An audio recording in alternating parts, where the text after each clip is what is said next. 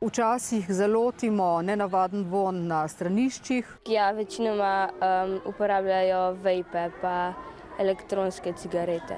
10 ljudi, kolikor jih jaz poznam, je že. Jaz osebno sem probal, vpričo mame. Ni bilo dobro, nisem se dobro počutil. Ja, verjetno se jim zdi kul, pa verjetno vidijo na družbenih omrežjih koga. Všeč so jim verjetno vonjave. Prav okusi oziroma arome, katerih vpliv na zdravje še ni raziskan, naj bi bili za mlade najbolj vabljivi.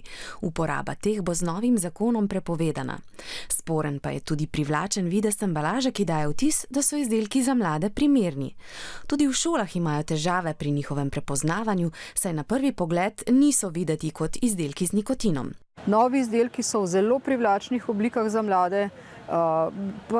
Pakiranja so taka, da že otroka pritegnejo, da bi ga imel. Recimo eni že kar v 6. razredih začnejo to uporabljati in ko se na to navadijo, je težko se tega odvaditi. Nikotin je zelo zasvojljiva snov, kar pomeni, da tisti, ki se ga navadijo, vedno znova posegajo po izdelkih, ki ga vsebujejo. To pa si seveda želijo tisti, ki jih izdelujejo, torej kupce, ki jih bodo nenehno kupovali. Z mladimi kupci so zelo zadovoljni tudi zato, ker raziskave kažejo, da mlajši, ko je posameznik ob začetku uporabe nikotina, verjetneje in močneje bo zasvojen. Je nezdravo, po mojem mnenju celo več kot navadni cigareti.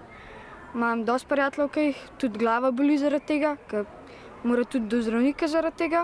Mladost je obdobje, ko se možgani hitro razvijajo. Nikotin v ta razvoj posega in lahko povzroča velike težave, na primer spremembo umskih sposobnosti in motnje razpoloženja. Poveča se tudi tveganje, da bo njegov uporabnik posegal po drugih drogah. Zato so v šolah na vnos elektronskih cigaret in podobnih izdelkov pozorni. Opažam pa, da je tudi v moji družbi so taki, ki kadijo elektronske cigarete, sam ne smemo se pustiti, da tudi mi začnemo.